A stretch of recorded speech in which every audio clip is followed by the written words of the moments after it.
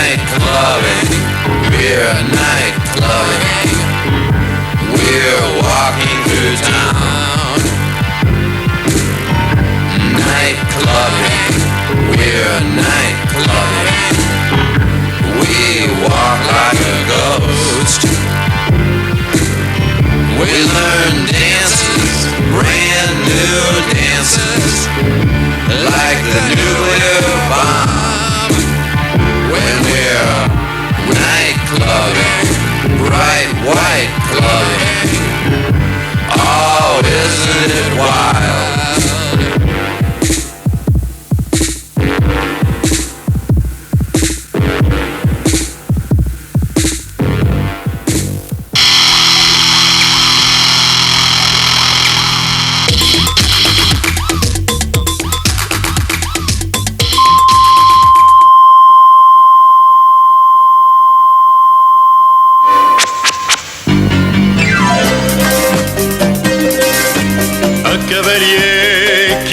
Mais non, bande de nazes, flippe pas Catherine, elle est là pour vous venger d'un lune qui veut dire lunette, noir pour nuit blanche. Son nom, il le signe à la Au galop l'édito, interview wouzou, joli coup, Mel Ferrer, c'est l'enfer, raconte Hollywood. C'est pas Paris, Texas, c'est Texas à Paris, en direct du pays de Zorro.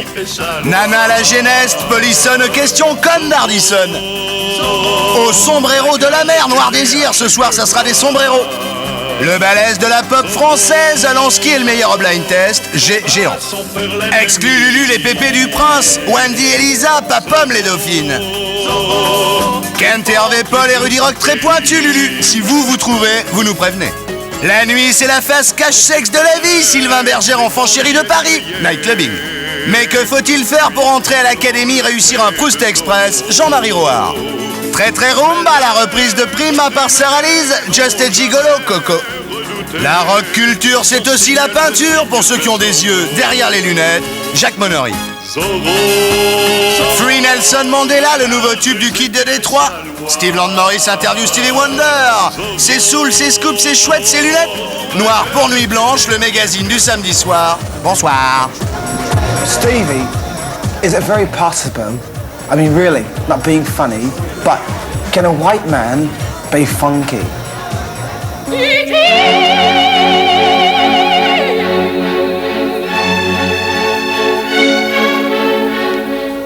Well, I can see that you're not white, but however funky everybody can be, to the nth degree, depends upon how open people are able to in accepting each other's societies and cultures. Quite very much the same as Michael Jackson, you were too a child star. Do you think that it has changed him more than it changed you? I would have a hit record maybe every other year. In 1963 I had Fingertips. In 1965 I had Uptight. In 1967 I was Made to Love Her. And then 1968 I had For Once in My Life. 1969 I had My Cherie Amour. And then it was in 1972 that I had Superstition.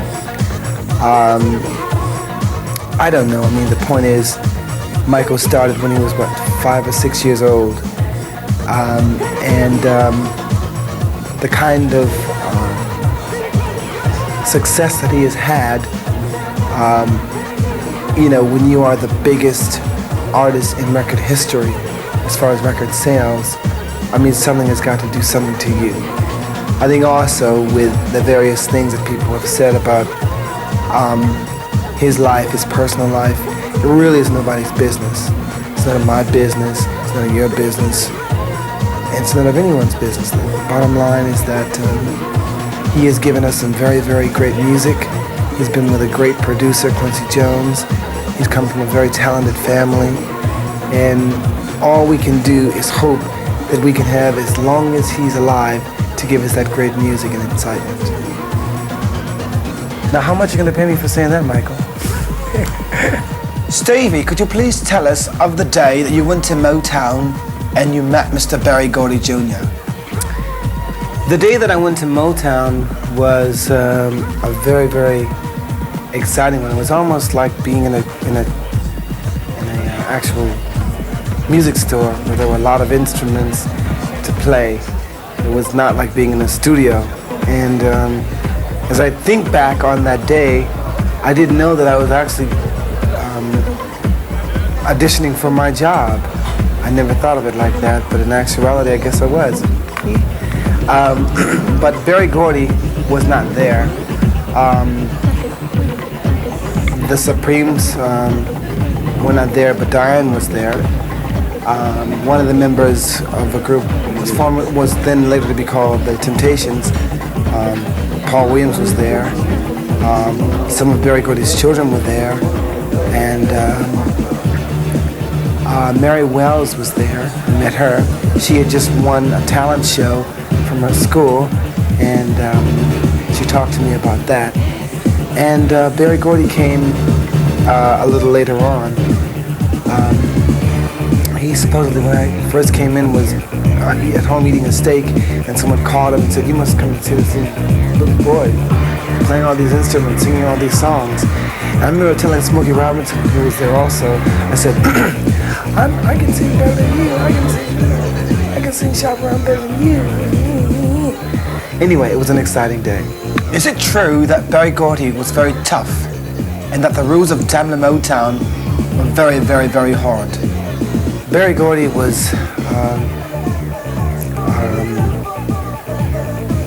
while president of Motown and owner of Motown, very, very definite about what he wanted, very, very sure.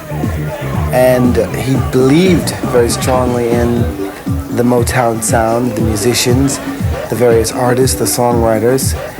And it wasn't so much that the Motown laws were tough or hard. I mean, basically, what happens now with record companies that have expectations of certain records that they put out by certain artists, they just won't accept the record unless it's like that.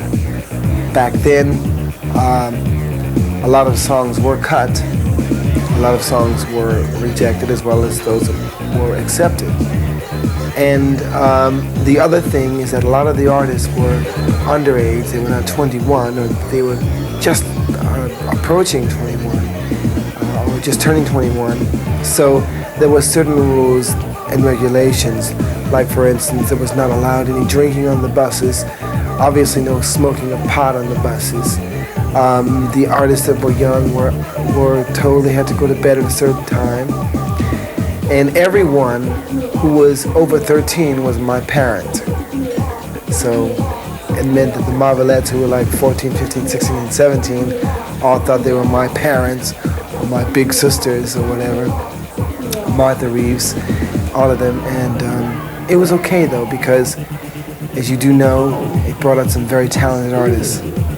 Stevie, how did you manage to record in LA while another group of musicians and singers performed in New York City at the same time? There was an experiment done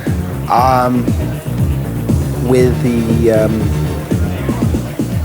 Bell Labs, a studio in New York, my studio, Wonderland, in Los Angeles, and Sprint, where they used fiber optics, and they used a satellite hookup, and they used a particular song that I had written.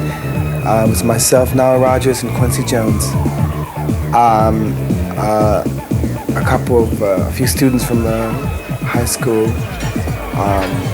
in New York, and a few children, called Stop, Don't Pass, Go.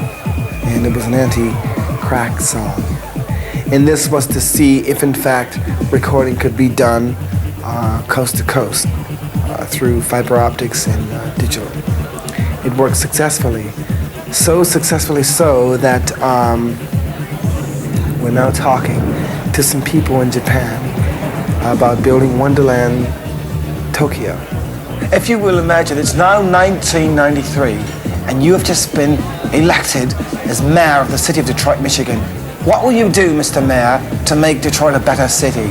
As mayor of the city of Detroit, I want to first of all demand that all the blind kids get off the streets.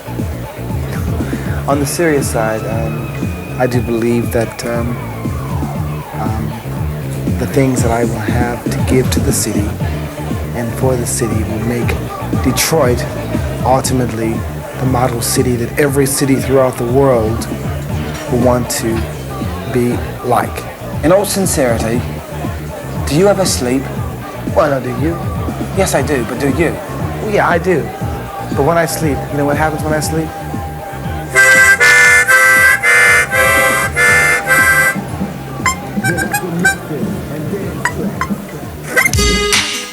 Prince ne règne plus sur les charts, Michael est de plus en plus bad, mais Wonder toujours merveille avec Free.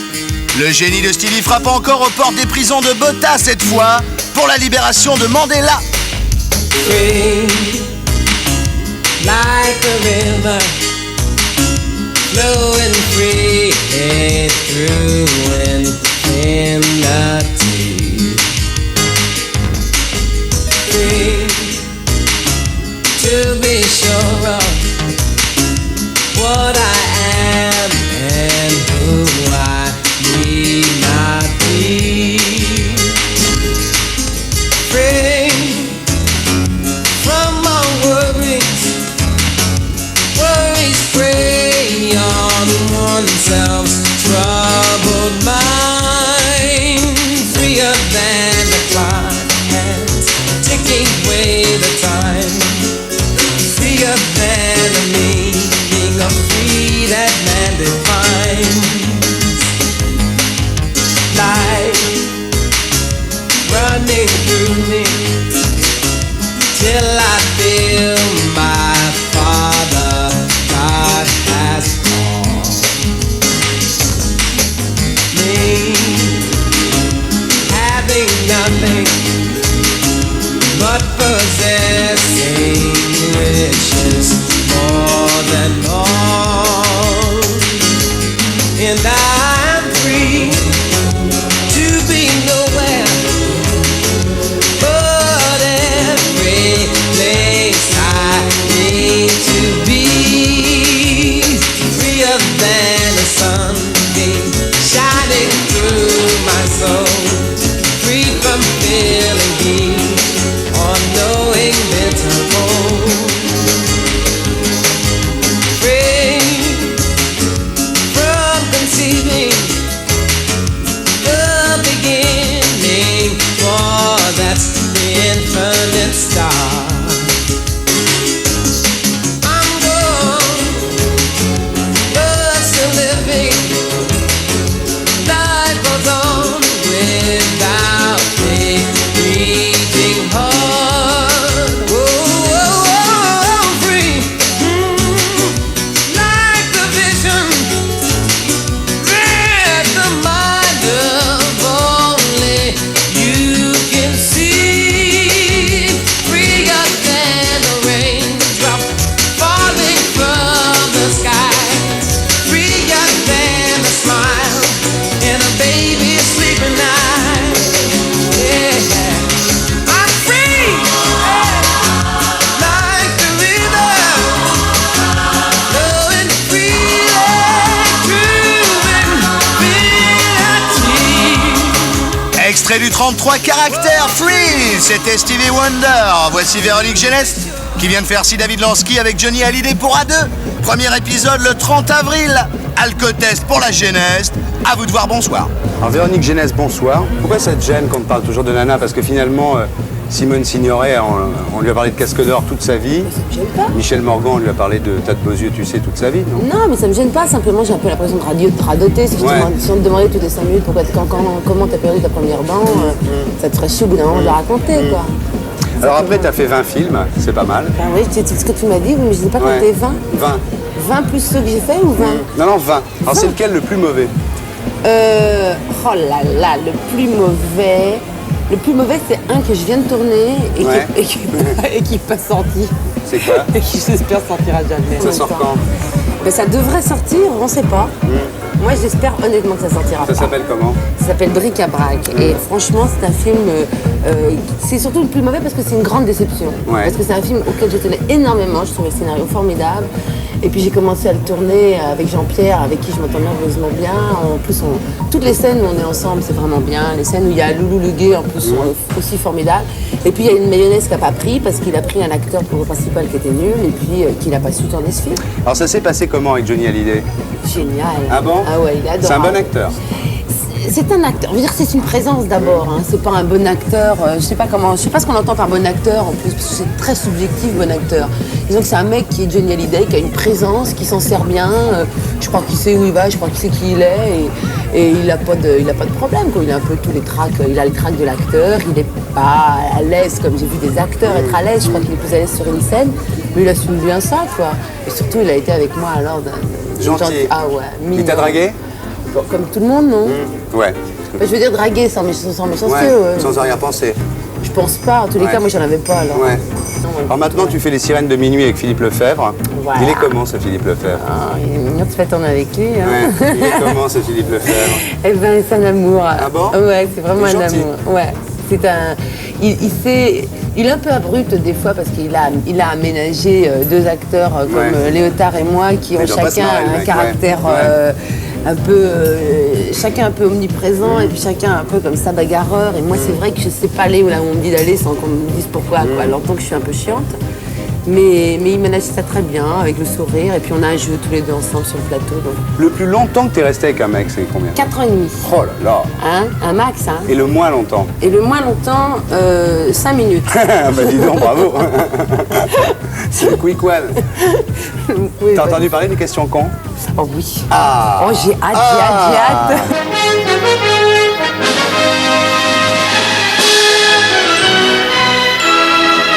Qu'est-ce que tu reproches le plus au bon Dieu? Au bon Dieu? Oui, au bon Dieu. Les chauves, les impuissants ou les homosexuels? Les homosexuels. Hein, qu'est-ce que c'est? Ah ouais, on est en manque hein, quand même. Si tu te réincarnais, tu préfères te réincarner en Marguerite Duras ou Marilyn Monroe? Ah, Marilyn Monroe, Ah bon? C'est pas une question ça. Ah bon, c'est pas une question, c'est non, réglé. Marilyn Monroe était beaucoup plus intelligente que Marguerite Duras. Alors imagine maintenant qu'on te greffe un cerveau. J'espère qu'il sera sympa. Bah attends, il y a 3 solutions. Il y a 3 cerveaux comme ça qui sont dans la petite boîte, t'as le choix. Il y a Dick Rivers, Eddie Mitchell ou Johnny Hallyday. Ah putain, il y en a un qui va pas être content. Hein. Ouais, il y en a 2 qui vont pas être Dans tous les contents. cas, pour Johnny Hallyday et Eddie Mitchell, je dirais pas forcément pas Dick Rivers. Ouais, déjà. Salut les copains. Ouais. Et ben, je prendrais le cerveau d'Eddie Mitchell avec. Dis donc, après 26 épisodes avec Johnny Hallyday, tu prends le cerveau d'Eddie Mitchell, c'est ça? D'accord. Non, mais non, je prends j'ai partagé en 2. Bon. Oui. On sait jamais, il peut y avoir une suite à David Lansky. Alors, qu'est-ce que c'est qui te ferait le plus honte? Ton Jules rentre un jour, il te trouve au lit avec quelqu'un. Ah ben non, mais attends. Ce qui te fait le plus honte, c'est qu'il te trouve au lit avec une fille ou avec 2 mecs? Avec une fille, moi. Ah bon, t'aurais honte qu'il te trouve au lit avec une fille? Ouais. Ah bon? Oui, mais j'aurais peur que ce soit une copine à lui. D'accord, 2 mecs, tu t'en fous, quoi. 2 mecs, ouais, non, c'est rien, 2 mecs. Ouais. Je t'ai jamais essayé avec 2 mecs, c'est comme non, ça. mais une fille, non, c'est. Ouais, une fille, j'aurais honte. Ouais, j'aurais peut-être plus honte avec lui, puis j'aurais peur surtout qu'il essaye de venir avec nous 2, quoi. Ouais, c'est ça l'histoire. C'est peut-être même plus une question de honte. Alors, le mot d'amour que tu trouves le plus con, Il y en a beaucoup, hein. c'est merci. Ouais. Un mec qui dit merci après l'amour, Ça, c'est très ça c'est nul, très hein. con. Un mec qui dit encore, ou un mec qui dit toujours oui, oui, oui, oui. Qu'est-ce que je trouve le plus con? Ouais. Alors, un mec qui dit toujours oui, je déteste Bon, les gens on qui le sont toujours saura. d'accord. D'accord, on finit par y arriver. Alors tu l'as trompé et il te dit qu'il va te punir. Est-ce que tu préférais qu'il te pince, qu'il te morde ou qu'il te pique? Qui me morde. Qui te morde quoi? Ben, je sais pas, là, dans le coup. Ah bon, gentil, Ce ouais. qui ferait qu'il se rapprocherait de moi et que je pourrais D'accord, essayer de et tu pourrais l'embobiner pour que l'avoir. ça recommence, quoi. Tu as entendu parler du vaisseau spatial, c'est un classique dans cette émission. Tu pars 4 ans dans un vaisseau spatial, Oui. 4 ans en apesanteur, c'est infernal. Infernal. Alors tu peux partir avec Jean Edernalier, Oh non. ah, Henri Chapier. Pourquoi pas? Ah bon, 4 ans j'ai dit. Oui, continuons. Ou Catherine Lara, elle est dans tous les voyages. Catherine Lanaro va la laisser à la maison avec son violon. Ouais. Et puis je vais emmener Chapier, parce Eh qu'il me ben, fait beaucoup d'accord. rire, Chapier. Ils ont un nom très américano, mais ils viennent de Glasgow. Voici Texas au Palace, dans le sillage de Simple Minds, du même cru que Ipsway. Voici John McKellen et Charlene Spiteri, wow! I don't want a lover, I just need a friend. I don't want a lover, I just need a friend. You can't just leave me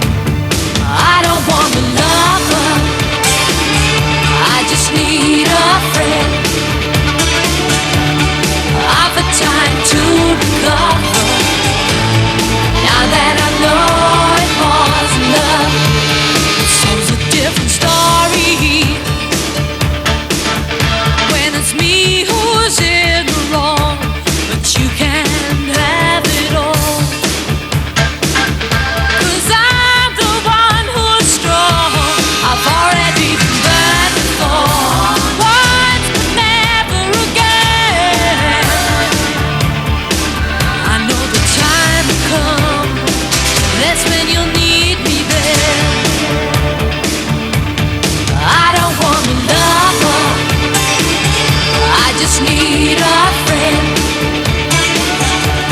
I've had time to recover. Now that I know it wasn't love, I don't want another. I just need a friend. I know you never cared.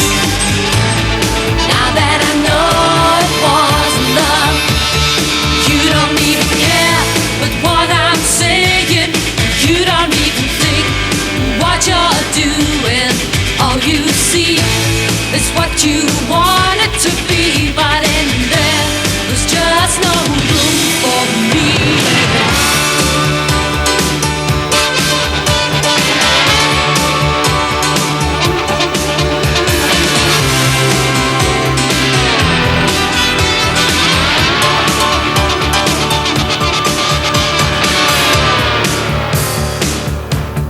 I don't want a lover, I just need a friend. I've had time to recover. Now that I know it wasn't love, you don't even care with what I'm saying. You don't even think what you're doing. All you see is what you want it to be. There's just no room there for me. I don't want love. C'était la dernière trouvaille de Phonogramme, Texas. Voici Mel Ferrer from Hollywood sur un plateau. Fritz Lang était une ordure avec Marlène Dietrich. Comment est vraiment mort Howard Hughes? Audrey Hepburn l'a-t-elle trompé avec William Holden? Mel Ferrer balance, interview Wouzou. Alors Mel Ferrer, bonsoir. Bonsoir Thierry. Tu es président du jury du festival du film policier à Cognac du 17 au 23 avril qui propose une rétrospective de tes films. Alors, il y en a un que tu as fait avec Verneuil, avec Devers et Jeanne Moreau, qui s'appelle 1000 milliards de dollars. Oui, je me souviens de ça avec beaucoup de tendresse et d'affection, surtout à cause de Patrick, parce que je lui ai trouvé un garçon formidable. C'était très triste quand il a disparu. Jeanne, c'est une personne que j'admire depuis longtemps, mais Verneuil, c'est le grand maître. C'est un des seuls maîtres qui existent aujourd'hui. Au niveau international. Le Lyon, oui, au niveau international. Alors, il y a l'Ange des Maudits. Ouais. Il y a l'Ange des Maudits aussi. Rancho Notorious avec Marlène de Fritz Lang. Ouais. Qui est ici à Paris, comme tu le sais. On ne voit pas souvent, hein, je te le dis tout de suite. Non, jamais. Elle sort jamais. On a essayé de l'inviter dans lunettes noires, elle ne veut pas venir, même avec des lunettes noires. Elle ne parle même pas au téléphone, non. Ce qui est triste. De toute façon, bonsoir Marlène. Et il y a Le Soleil se lève aussi. Le Soleil se lève avec Ava Gardner, ouais. Tyrone Power, qui était un grand copain, j'ai connu bien avant, Eddie Albert, qui il est très rigolo, et Errol Flynn, et Juliette Gréco. Tu as connu dans ta vie tout un maximum de gens. Alors on va les prendre comme ça un par un justement. Pourquoi pas?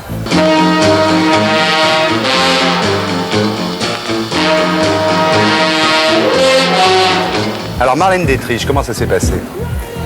Eh bien, Fritz Lang et Marlène ne s'entendaient pas, c'était un peu comme ça. Parce qu'il était très jaloux de von Sternberg. Parce que lui, il avait Marlène un peu plus tard, quoi. Plus tard. Ouais, l'autre l'avait eu à la bonne époque. Avec Joseph von Sternberg. Et finalement, ils ont travaillé ensemble, mais ils se détestaient cordialement. Il était méchant, Fritz Lang, tu as dit. Très.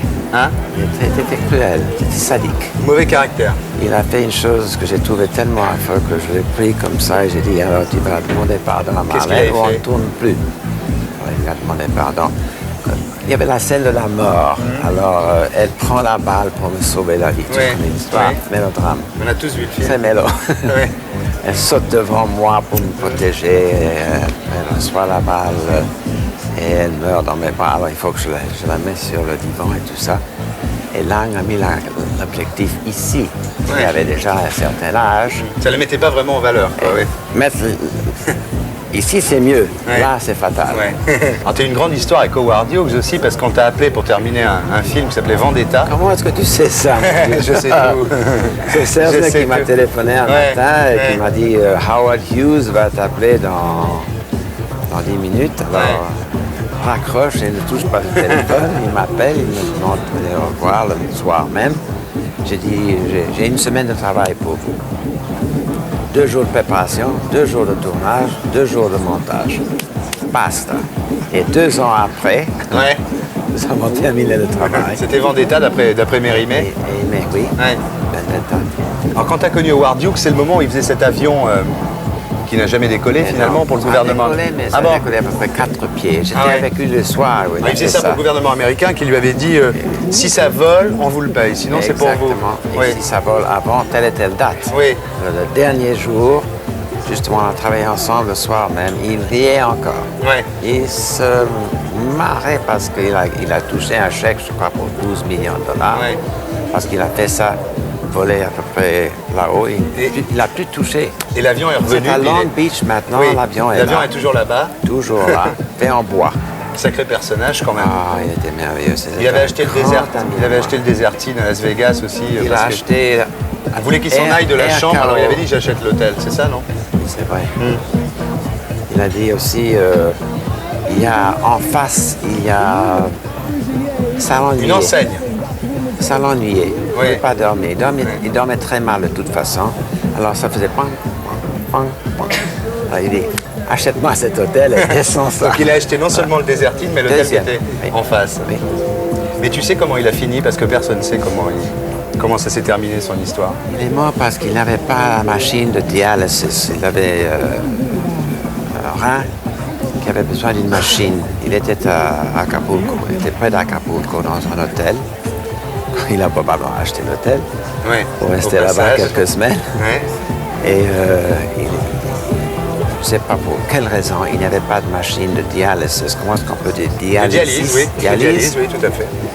Et on l'a mis dans l'avion et on l'a emmené vers le Texas où il y avait cette machine. Et il est mort dans l'avion.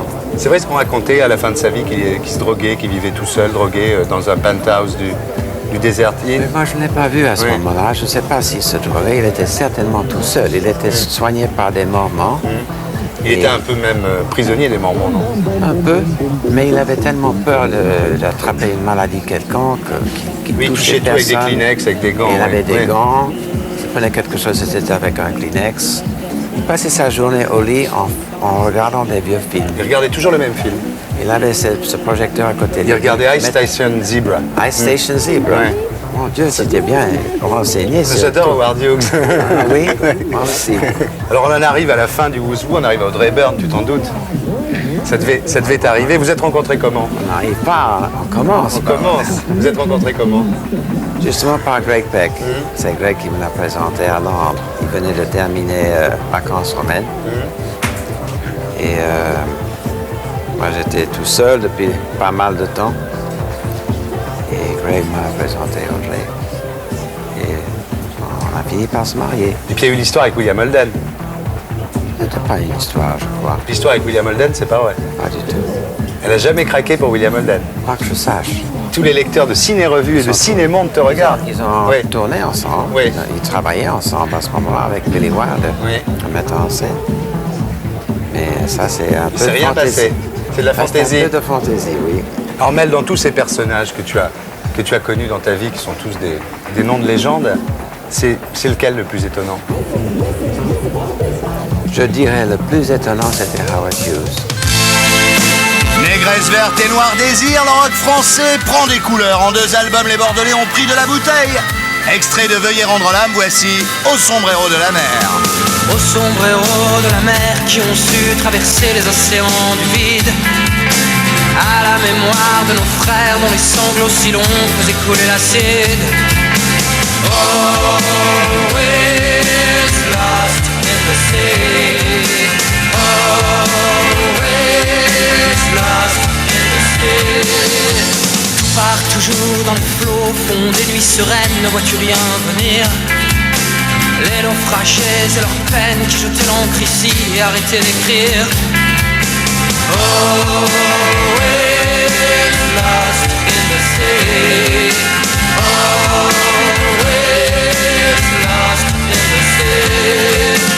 Always lost in the sea.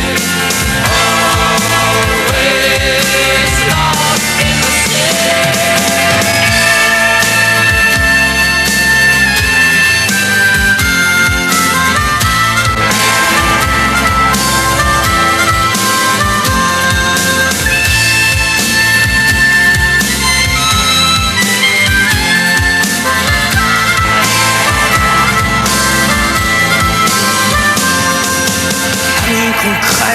sens qu'on crève un abcès, c'est le poison qui coule.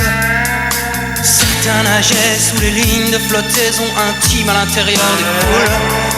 Oh, sombreros de la mer qui ont su traverser les océans du vide. À la mémoire de nos frères dont les sanglots si longs faisaient coller l'acide. Always lost in the sea. Always lost in the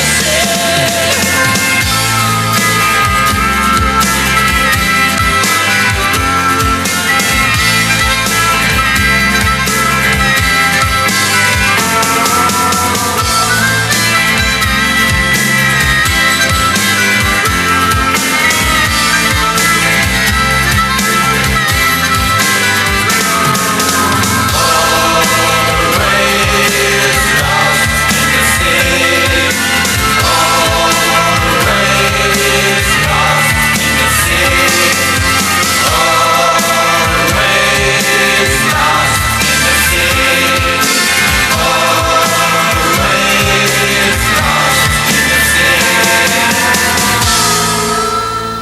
Noir Désir, c'était au sombrero de la mer. Voici Jean-Marie Rouard au Proust Express. Cocu dans son livre, a-t-il une tête à porter le bicorne à l'Académie? Jean-Marie Rouard, bonsoir. Alors on dit que c'est ton meilleur livre. Ah ben, j'espère.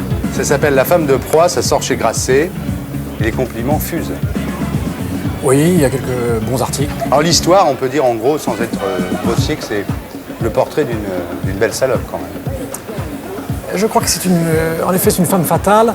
Blanche mais de Melat. Je crois pas que ça soit une salope. Ouais. Je crois que c'est une femme qui se rend compte qu'elle exerce un pouvoir sur un homme et elle a tendance à en abuser. Et je crois que toutes les femmes ont tendance à abuser de leur pouvoir quand elles en ont. Et le type se prête extraordinairement à ce jeu, puisqu'au fond, il devient un peu son esclave et il trouve une certaine jouissance à devenir son esclave. Elle lui en fait baver au mec, hein. Oui, elle le tient à la fois par la volupté, Ouais.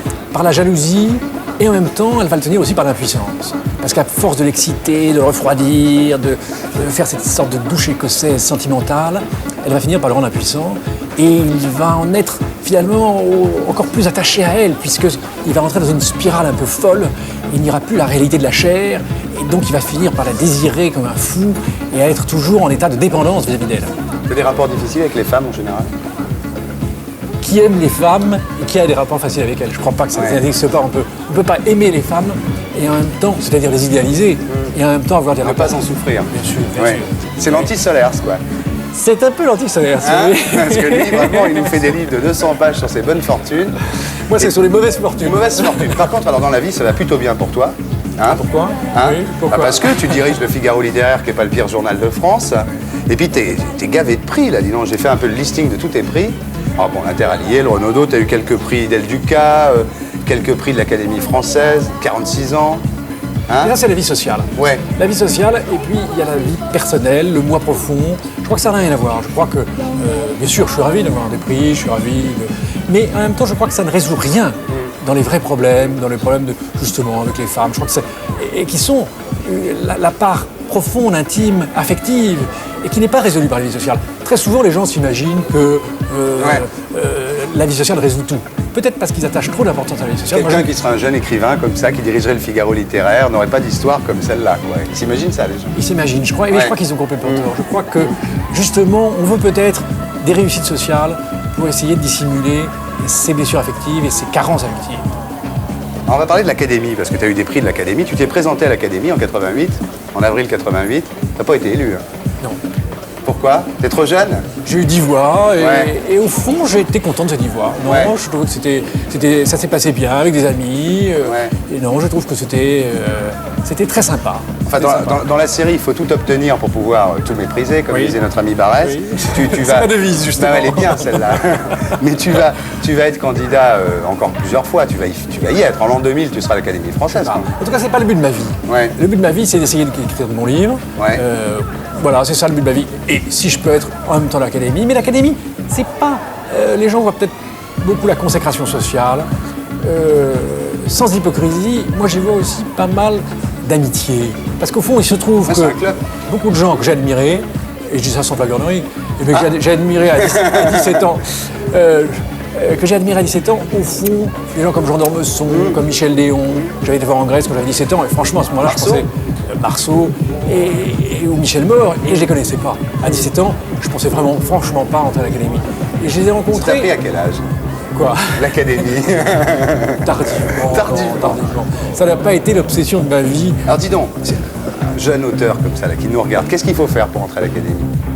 Alors franchement, quand j'y serai, je lui dirai. Mais pour l'instant... Diriger un grand journal, ça aide quand même. Mais je crois que tout aide. Mais je crois qu'en même temps, ce qui me frappe, c'est que les gens qui sont à l'Académie, franchement, ils ont pensé à autre chose que de rentrer à l'Académie pour y rentrer. Livres, oui. Ils ont d'abord pensé à faire des livres. Franchement, Ionesco, tous ces types, vraiment, ils ont... Lévi-Strauss, tu crois qu'ils pensaient à l'Académie? Je pense pas. Je pense que ça lui est venu de surcroît. À ton avis, le pourcentage de services rendus, de visites réussies, il y est pour combien? Je crois que les gens en font tout un monde. Et les exemples que je te donne, Lévi-Strauss, je crois que c'est vraiment flagorneur, je crois pas. Franchement, bon, et Ionesco, je crois qu'ils s'en foutent complètement. Bon, il me semble que ce sont les petits intrigants, les arrivistes qui voient la magouille, le machin. Moi, je le vois pas. Moi, je crois pas. Je crois qu'il y a, d'une certaine façon, il y a des talents qui s'imposent. Et j'espère m'imposer par mon petit talent. J'espère m'imposer par mon petit talent. Alors, on va te faire un test, hein, pour savoir si tu peux rentrer à l'Académie. On va te faire le questionnaire de Proust, bien entendu. Qui n'y était pas, d'ailleurs.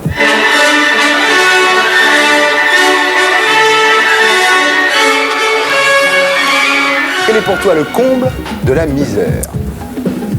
Alors, le comble de la misère, pour moi, c'est, bien sûr, c'est aimer sans être aimé. Oui. Et c'est le thème de mon bouquin. C'est astucieux. Où aimerais-tu vivre? À Venise, au XVIIIe siècle. Ton idéal de bonheur terrestre? Mon idéal de bonheur terrestre, je crois que c'est l'amour fou partagé. Parce que l'amour fou seul, c'est pas terrible. C'est plutôt le malheur. L'amour fou partagé. Ta qualité préférée chez l'homme? Le caractère. Et chez la femme? La bonté. La bonté? Oui. Et Monterland disait une chose très drôle. Il disait, je vais passer pour un pervers sexuel, mais ce qui m'excite le plus chez une femme, c'est la bonté. Ouais, ça m'étonne pas, moi, quand on sait un peu comment. Ta vertu préférée? Le culot. Ouais. T'en as du culot, toi? Non, pas assez. J'aimerais bien en avoir plus. Ouais. Et ton occupation préférée? Rêver ma vie. Ça, je passe mon temps à ça. C'est pas écrire? En écrivant, je rêve ma vie. Au fond, écrire, c'est simplement réorchestrer sa vie, c'est d'y penser, c'est se dire, tiens, j'aurais aimé vivre telle chose de cette façon-là, j'aurais aimé de cette façon-là. Ça englobe rêver sa vie. Je crois qu'à partir du moment où on ne rêve plus sa vie, on cesse d'écrire. C'est vrai que tu rentres chez toi à l'heure du déjeuner pour écrire? Oui. C'est courageux quand même, non? Oh, je trouve qu'il y a pire. Bon, et je passe quelquefois les nuits aussi à écrire, à sacrifier beaucoup de choses. Oui, mais ça, la nuit, je dirais que c'est peut-être plus facile. Parce qu'il y a plein de gens qui font des bons déjeuners comme ça, et toi, tu rentres chez toi et tu travailles. C'est un sacrifice, mais en même temps, j'aime ça. T'es un héros, tu sais. Non. Qui tu aurais aimé être si t'étais pas Jean-Marie Roy? Un vrai héros, alors. Malraux. Quel serait ton plus grand malheur? Mon plus grand malheur... qu'est-ce que ça serait? Je crois que ça serait de ne plus pouvoir écrire. Oui, ouais. Ça peut arriver, ça arrive. Regarde, les très grands, Camus, Sartre. Subitement, ils n'arrivent plus.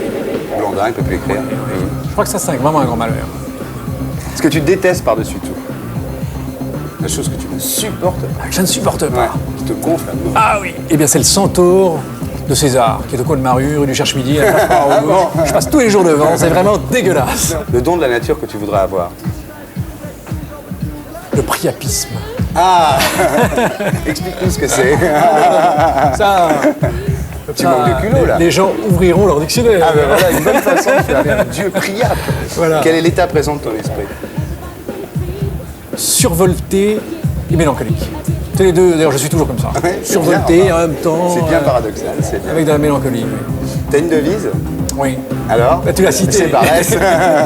Tout obtenir afin de pouvoir tout mépriser. Lunettes noires, vous qui pouvez transformer le jour en soir. Voilà Allez-moi ce soleil pour toujours. Mercredi, on te salue Marie avec le tout Paris Happy Birthday au privilège. Alors il y avait Christian Lacroix, Madame Françoise, Gigi Picard, Eric Bergère, tout le cacase. Et Agathe Godard, Jean Nouvel-Corty, le supporter de Stasi, Sagan et les Mortemarts. Il y avait aussi la Paradis, main dans la main, avec Pani. C'est fou ce qu'on apprend comme truc dans cette émission. Mardi prochain, Albert et la Nouvelle Ève présentent les portraits de François Diman, mais dis-moi, c'est dément. Master of Frank, ça c'est quand Rafik fait la bringue, maman. L'art plastique, c'est chic. Julie Underwood et Alexandre Dubarry de la rédaction de Lunettes, stars des OS de la fête. Exclu Lulu, Wendy et Lisa, ex-guitare, ex-piano de l'extravagant Mr. Nelson, qu'elles ont quitté en 86 après Parade. Deuxième 33 béton des ex-révolutions, Fruit at the Bottom.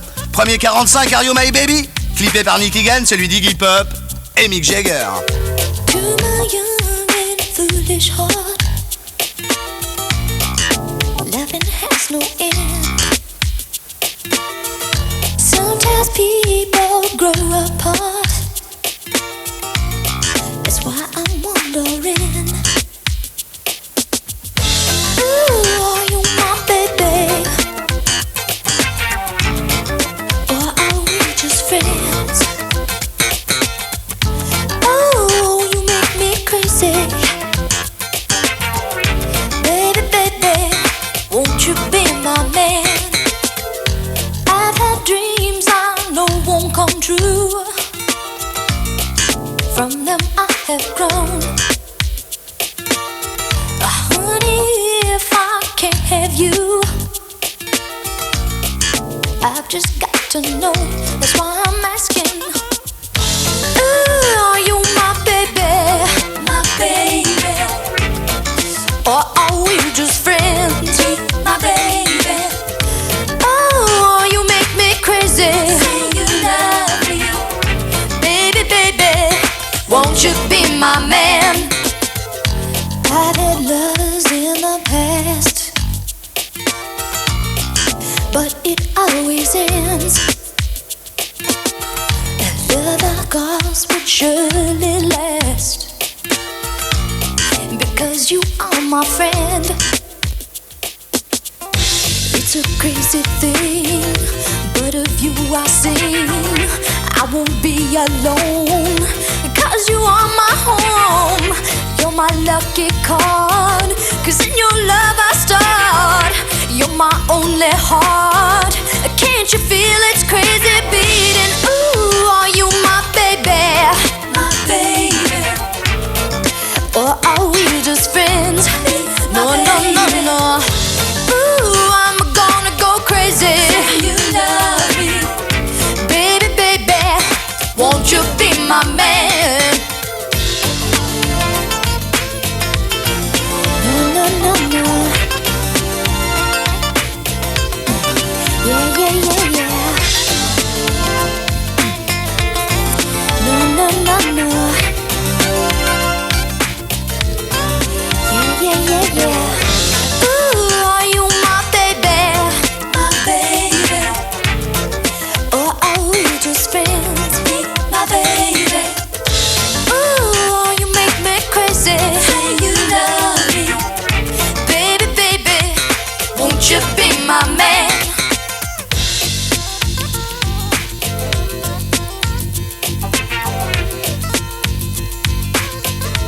Two,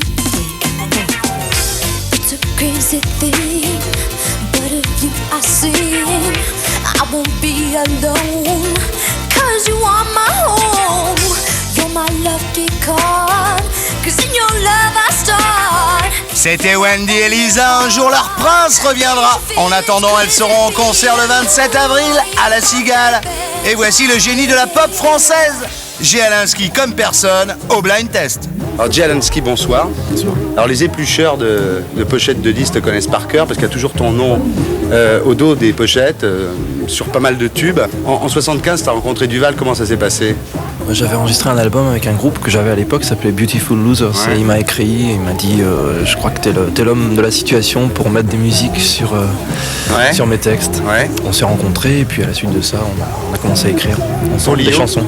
Pour Marie-France d'abord et puis après pour Lio. C'est en 77 que tu as rencontré Lio, ça s'est passé comment? C'était une copine à lui, non? C'est une copine à ses parents, je crois. Absolument, ouais. Et on s'est rencontrés, elle est venue à Paris, elle avait 14 ans. Ouais. Et puis on a commencé. Elle a débarqué toute seule à Paris à 14 ans. Non, avec Duval. Avec Ils Duval. sont venus me voir. Ouais. Et puis on a discuté, et puis après ils faisaient l'aller-retour très souvent de Belgique. De Bruxelles, Paris. T'as été auteur-compositeur pour Chamfort, pour Julien Clerc. T'as été producteur. Parolier pour Chamfort. Parolier pour Chamfort. Et Claire. Producteur pour Bertignac, Les Innocents. Oui, et puis pour d'autres gens aussi. Pour qui? Il y a Nissa Alvina, t'as fait un disque que j'adore. Et je passe sans arrêt dans les blind tests. Oui, il y en a eu d'autres. Il y a eu plein de gens. Baroque, il y a eu un groupe qui s'appelle Baroque Bordello. Il y a eu plein de disques qui n'ont pas forcément tous eu la carrière qu'ils méritaient. Ouais. Puis là, alors tu t'es décidé à plonger, quoi, parce que finalement, les 10 ans que t'as passé à travailler pour les autres, c'était un peu une parenthèse. Complètement. Hein? Complètement. Mais t'en as souffert de bosser pour les autres? J'en ai pas souffert, mais je faisais des disques, parallèlement aux disques que je faisais pour les autres, qui marchaient pas vraiment très bien. J'avais des producteurs bien intentionnés qui me disaient Coco, faut que tu fasses comme ça ou comme ça, et puis en fait ça marchait pas vraiment bien, quoi. Enfin, j'étais content des disques quand même, mais c'était pas ça, quoi. Et puis là, j'ai décidé de faire le disque dont je rêvais. Alors t'as tout fait tout seul, t'as passé un an enfermé dans un studio? Pas un an, mais presque. Ouais. T'as fait un trip à la Prince, quoi. T'as tout fait, les paroles, la musique, la product, le mix, tout. J'ai tout joué, enfin, j'ai tout fait, ouais. Ça se voit, enfin ça s'entend pas, hein, je te dis tout de suite. Mec sympa. T'as fait 31 chansons, The Price of Love. Alors, enfin tu dis, je sais pas si c'est toi qui le dis ou si c'est les critiques, que c'est un peu comme le blanc des Beatles. C'est pas un peu prétentieux de dire des trucs comme ça, Alansky? Non, c'est pas prétentieux, je crois que soit c'est mon modèle. Pourquoi c'est en anglais? Pourquoi? Parce que je m'appelle Alansky, Jay, et puis c'est pas vraiment un nom français. Et puis qu'en plus, j'avais envie de toucher la planète, n'ayant pas peur des mots. Et donc, c'est ce qui est en train de se produire, puisque le disque va sortir dans pas mal de pays. Ouais. C'est bien accueilli? Très bien accueilli.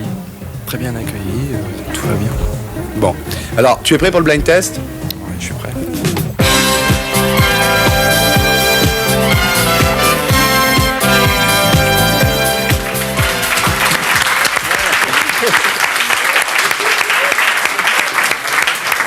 T'es prêt, Corti? Yes, guy, je suis prêt. En avant. Pile fastoche et face du rail. Hein. Allez, allons-y. Fastoche, en avant.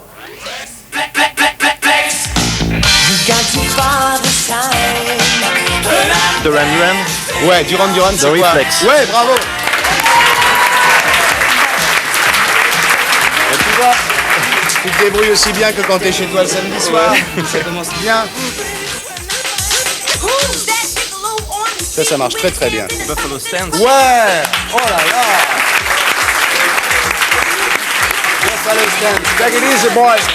C'est la fille de Don Cherry. Ouais. C'est bien, hein? Néné Cherry. Néné Cherry. Très bien. Grand papier dans l'actuel. Ah, c'est Woman. Oh non. Ouais. Oh. Ah, c'est le plus fort, lui, hein.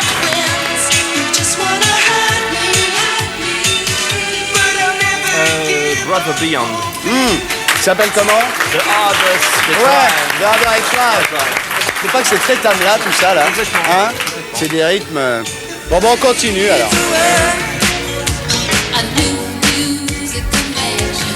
Ça, c'est Womack and Womack. Ouais, et ça s'appelle? Ah, c'est le nouveau single? Ouais, c'est le nouveau single. Celebrate the World. Mais c'est bien, t'as trouvé Womack and Womack. Le fan club. On ne souffle pas. Gros tube. On reconnaît la base déjà.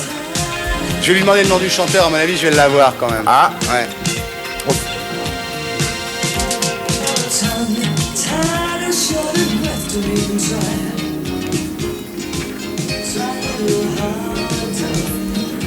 « 83.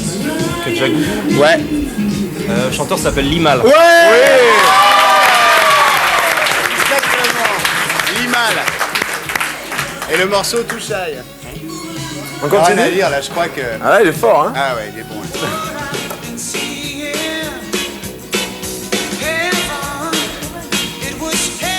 C'est la découverte de Gilbert Foucault, ça. Encore du tam-là, genre. Complètement, ouais. Et c'est belge. C'est belge. C'est deux frères, mais comme ils sont belges, ils s'appellent... Soul Sister. Voilà. Et le fan club derrière est déchaîné, hein.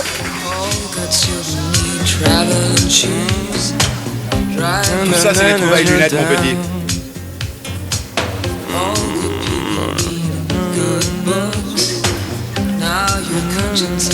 C'est pas un nom de chez nous, c'est parti tout de suite. Tu connais que ça? Ah, quand même. Non, je... Le fan club peut encourager. Vous pouvez l'encourager, hein. Vous pouvez l'encourager. Pas souffler. Encourager. Ah non, ne souffle pas. Je vous montrerai la pochette. Je crois qu'il est en train de se planter quand même. Ah ben c'est Anita. Ah oui.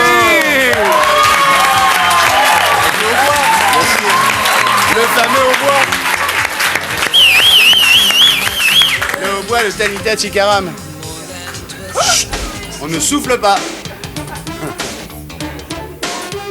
Ça c'est numéro 1 en Amérique ça. En France ça marche pas très bien. Voilà. Par là, Abdul. Straight up. Bravo, sans faute. Bravo.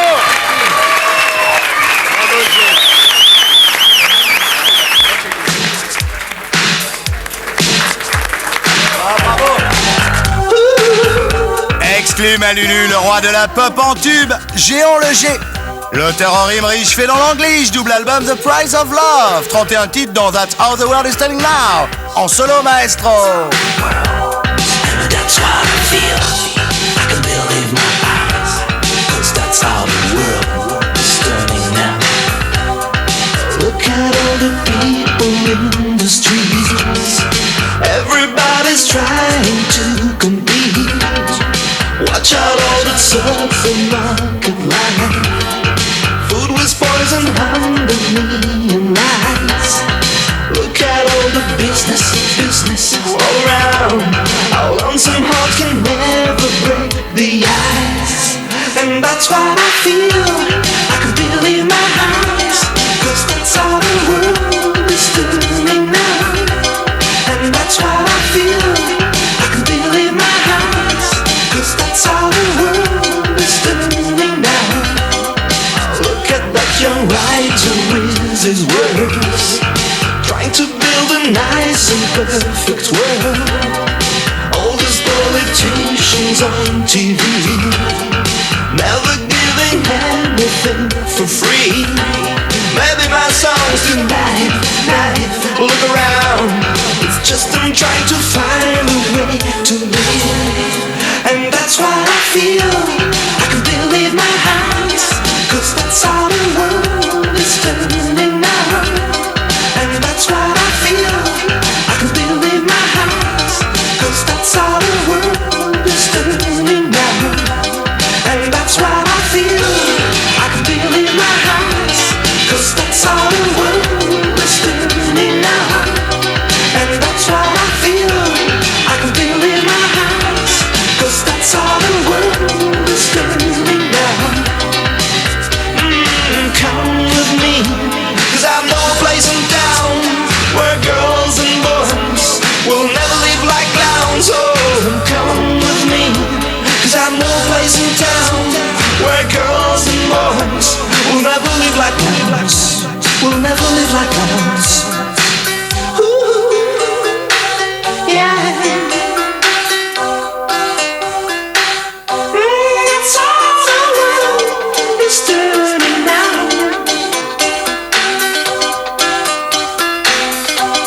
And that's what I feel. I can believe my eyes. 'Cause that's how the world is turning now. And that's what I feel. I can believe my eyes. 'Cause that's how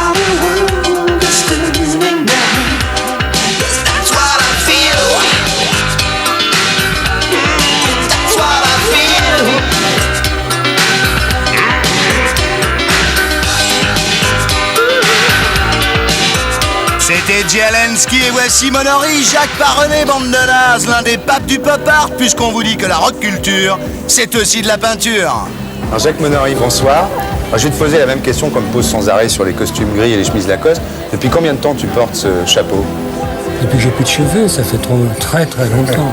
Je les ai perdus très jeunes. Si j'avais des beaux cheveux, j'aurais sûrement pas de chapeau. Ça te va très bien en tous les cas. C'est ton côté thriller, tu as fait beaucoup de thriller dans tes peintures. Est-ce que tu es prêt pour l'interview pinceau? Ah oui, ça va. Ça va? Ça va. Pourquoi il y a une préparation?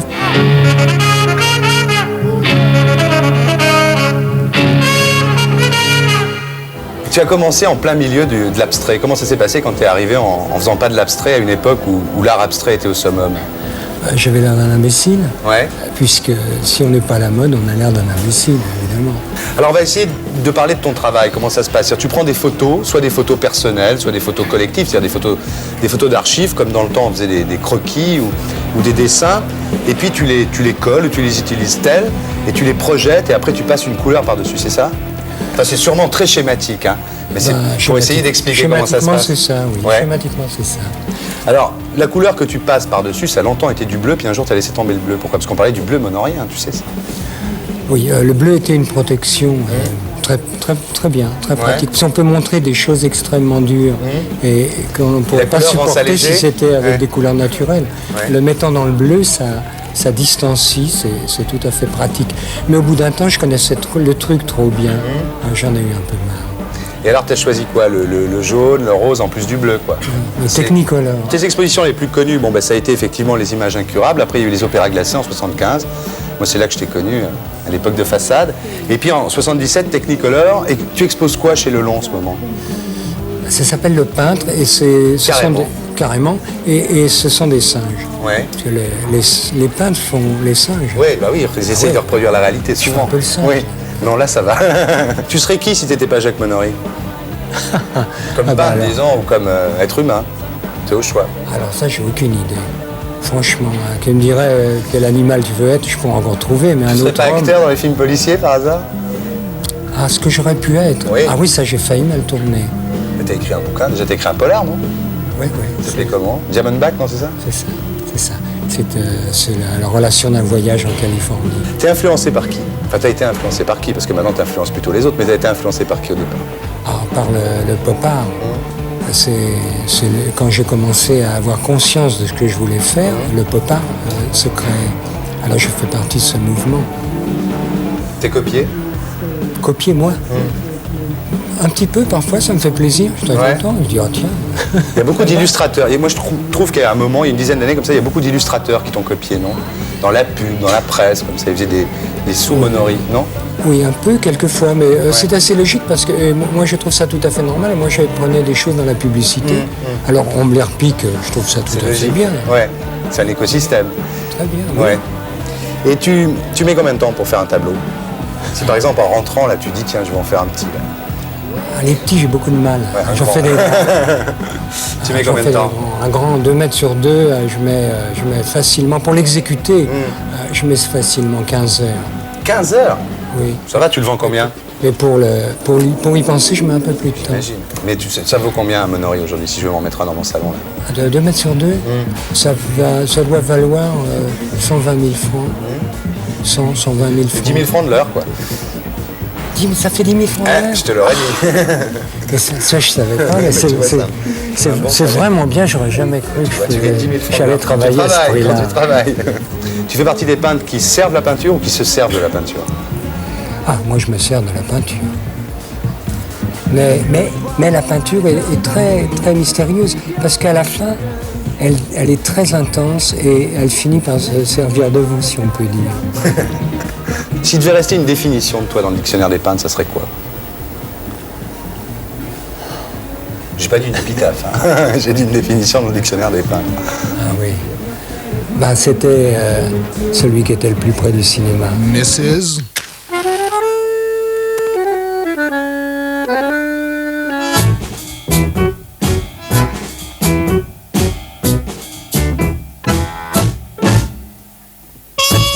Voici Sir Ali, moitié russe, moitié iranien comme le caviar. Journaliste à Radio Nova et Actuel, scénariste, auteur, compositeur, interprète. Just Gigolo, extrait de son album, avant-concert en juin au New Morning et au Bataclan.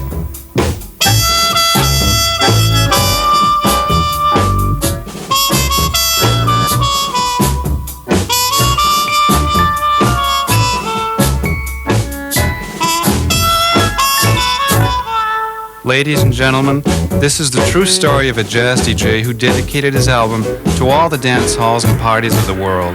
I'm just a gigolo, and everywhere I go, people know the part I'm playing. I know this guy. I pay the fervy dance, selling each romance. Oh, what they're saying. There will come a day when youth will pass away, and what they say about me. Till the end comes, I know I'm just a gigolo. Life goes on without me. I don't care. I'm just a gigolo, and everywhere I go, people know the part I'm playing. I paid for evidence, selling each romance. Oh, what they're saying. There will come a day when youth will pass away. Oh, what will they say about me? Oh, till the end comes, I know I'll be just a gigolo, and life goes on without me. Cause I'm talking about me, myself, and I ain't got nobody. No, not a living soul. Nobody cares for me. Oh, poor old me, oh, poor old me. And I'm so sad and lonely. So sad and lonely, so sad and lonely. When some sweet mama come and take a chance with me. Slick Rick. Real rude dude. How about next dance, honey? Yeah, the tango.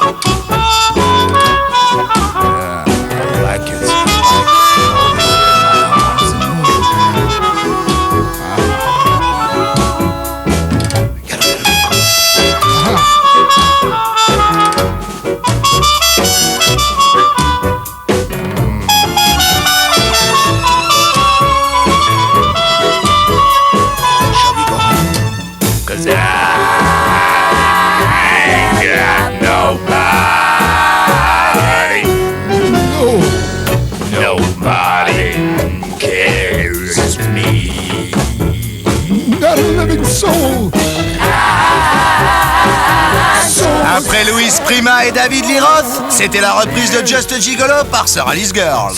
Voici les rues du rock des spécialistes Kent Hervé Paul. Et si t'arrives à suivre, t'as du bol mon pote.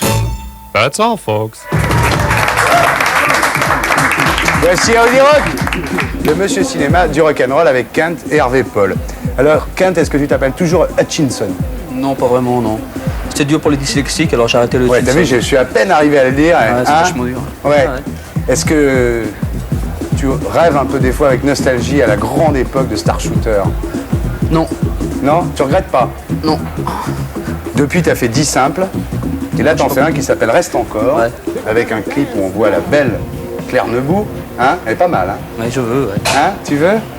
Alors, tu fais des dessins, tu fais de la BD, puis t'as fait un bouquin qui s'appelle Les Nouilles Froides, que j'ai lu, qui est pas mal, avec une couverture d'Anki Bila. Alors, c'est l'histoire, tu veux nous raconter un peu, d'un mec qui s'appelle Marco Belloni. Qu'est-ce qui lui arrive à ce pauvre Marco? Bah, ce qui lui arrive, c'est que c'est un gus normal, et puis un jour, il veut frimer, et puis en frimant, bah, il tue un mec, et puis il se retrouve embarqué dans une histoire. C'est un gars normal, quoi. Ouais, c'est une histoire de tous les jours, quoi. Bah, ouais, je crois, ouais. Alors, t'es lyonnais, toi? Ouais. Et t'es contre un autre lyonnais, là? Ouais, j'étais lyonnais d'adoption pendant 4 ans. Ah bon? J'étais pas vraiment lyonnais au départ. Ah bon? Quand tu faisais ton groupe, la Flou Flash, là, c'était à Lyon quand même? Ouais, non? c'était à Lyon, ouais. Et c'est quand t'es venu à Paris que ça s'appelait Équateur, c'est ça? Ouais, en gros, c'est ça, ouais. Et tu viens de sortir un disque qui s'appelle Quand tu t'en iras, voilà. Que j'aime beaucoup. Merci. Donc tu as fait la musique et Kent, enfin vous êtes des potes, parce voilà. que lui, hein? Ouais, bah, j'ai commencé en première partie de Kent, ça me fait vachement plaisir de travailler avec lui. Ouais, lui il a fait les paroles, c'est très très bien. Vous êtes prêts pour le jeu, mes enfants? Ouais. Qui a eu cette idée folle un jour d'inventer l'école? Qui a eu cette idée folle un jour d'inventer l'école? Kent, le groupe de Joe Strummer. Joe Strummer? Ouais, son groupe s'appelait comment? Le premier? Ouais. One Oneers? Non, celui d'après, là. Les Clash, alors. Voilà. Qui y avait d'autres, alors, si tu veux faire le mariole dans le groupe? Dans les One Oneers, je sais pas qui c'est qui fait. Non, mais dans le Clash, qui y avait, à part Joe Strummer? Bah, il y a l'autre, là, qui fait un groupe, là, comment il s'appelle? Mick Jones. Ouais, et puis, ça, c'est jusque-là, c'est bien, ouais. Puis, il y en avait un troisième. Le beau, là, le bassiste. Eh oui. Tu sais, toi? Allez, vas-y. Bravo. Groupe de Paul Weller. Oh, les Jam. Qu'est-ce qu'ils font maintenant? Qu'est-ce qu'il fait maintenant, Paul Weller? Maintenant, il fait le Second City. Eh, bravo. Facile. On va faire un peu plus dur. On va faire les appareils ménagers, télévision, téléphone, etc. Le leader de télévision, c'est pour toi. Verlaine. Ouais, Tom de son Verlaine. prénom. Tom Verlaine, bravo. Alors, quel grand groupe a fait la première partie des Stones à l'hippodrome de Saint-Cloud? Quel grand groupe à faire le Jiggles Band? Non, quel groupe français? Le téléphone. Bravo. Les films de Julian Temple.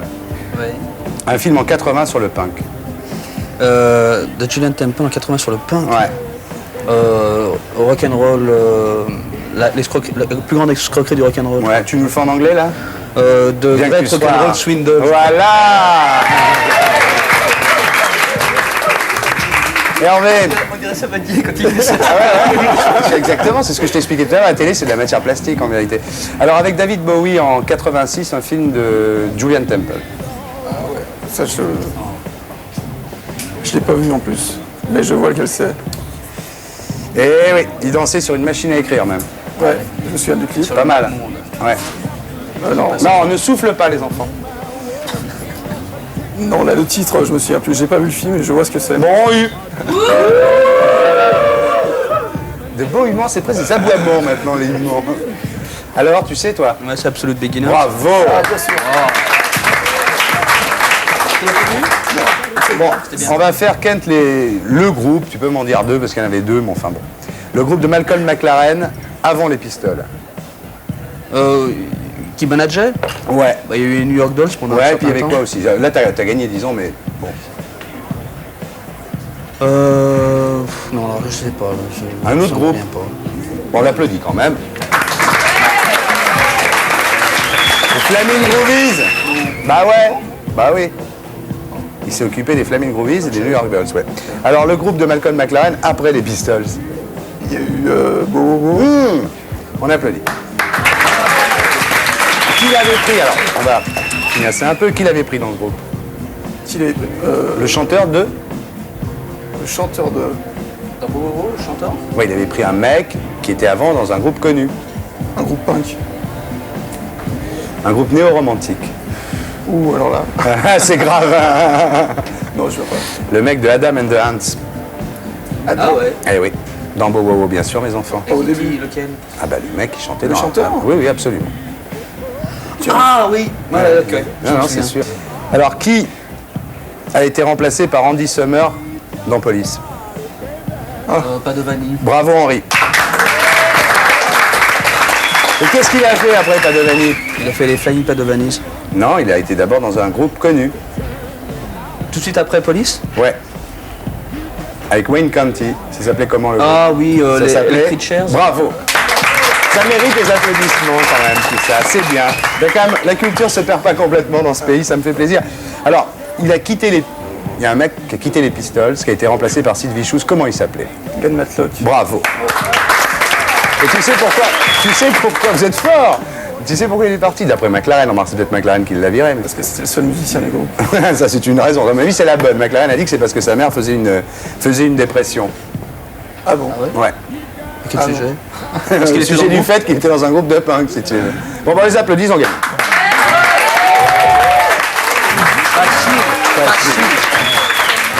C'est ma taille? On les re-applaudit.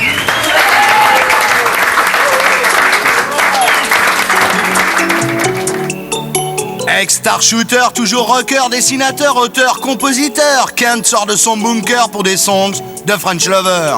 Reste encore la duchesse de Kent dans le clip, c'est Claire Nebou. J'aimerais que tu te balances encore un peu dans l'insouciance. Ne cède pas à la méfiance.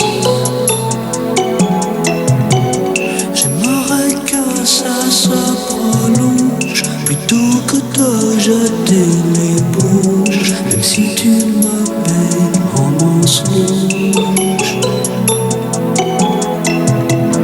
Mais l'amour se lasse de tout, des coups durs comme des mots doux. Reste encore, je te jure que je vaux tous les efforts. Je te jure que je serai beau et fort, si tu veux rester encore.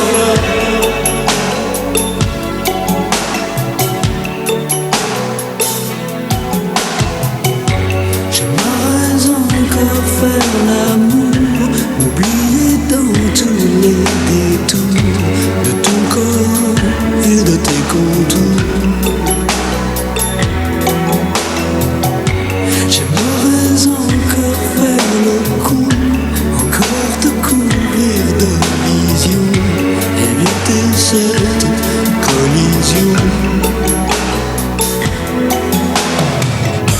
Mais si le cœur a ses raisons, la raison a toujours raison. Reste encore. C'était Kent, reste encore. Évidemment, c'est pas maintenant qu'on va foutre le camp, connard. Voici Night Clubbing. Paris est une fiesta, Bergère et son sergent Garcia. Fais-moi mal, Johnny, Johnny, Johnny, envoie-moi au ciel.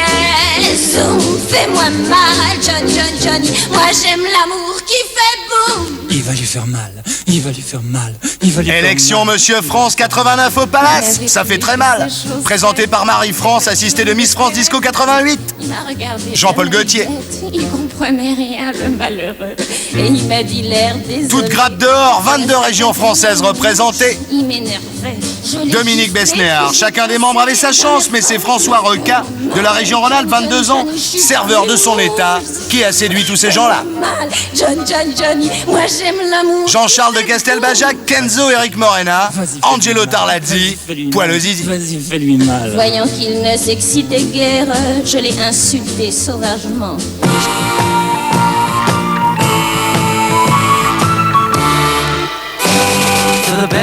Après Zingaro et Arcao, voici l'Aladin Palace. Plus qu'un spectacle, il vous fait découvrir un endroit unique. Abandonné en 1920, racheté en 1960 par Willy Wirzel, le palais aux 1000 miroirs revit chaque soir. Jusqu'au 23 avril aux arènes de Lutèce, 49 rue Monge, 75 005 Paris. Merci. Lundi 17 avril, Suicide au Palace à 20h30. Le lendemain, Claude Nougaro au Zénith. Jusqu'au 30. Vendredi 21 avril, Rochefort au Palace à 20h30.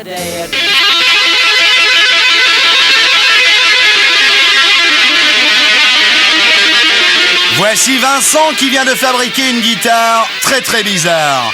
Et que fait Vincent exactement? Il cherche un fabricant, évidemment.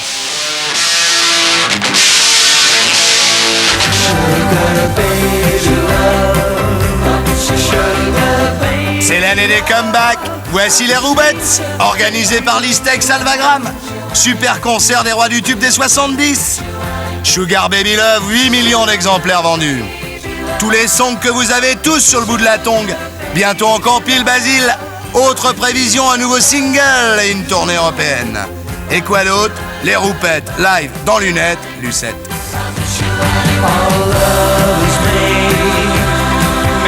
C'était Lunettes, Noir pour Nuit Blanche, l'émission qui dit merde au consensus, au cocooning et au recentrage. Avec Stevie Wonder, Véronique Genest, Mel Ferrer, Jean-Marie Rouard, Jay Alensky, Jacques Monory. Et comme disait Zorro, saludos bandos de lazos.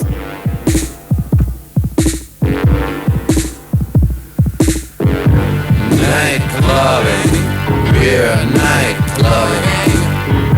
We're walking through town. Night clubbing, we're night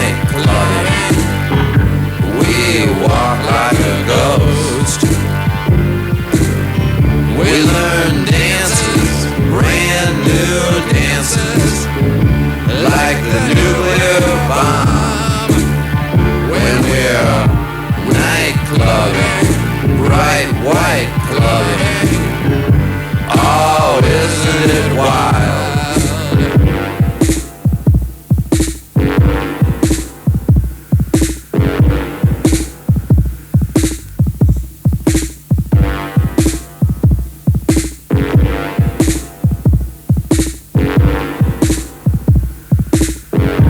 Night clubbing, we're night clubbing. We're walking through town. Night clubbing, we're night clubbing. We walk like a ghost.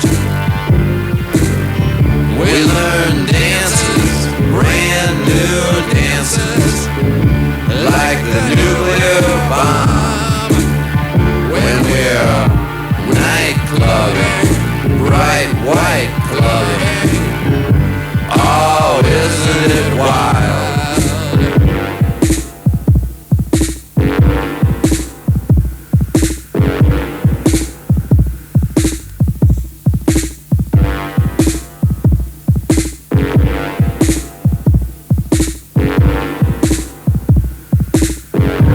Night clubbing, we're night clubbing.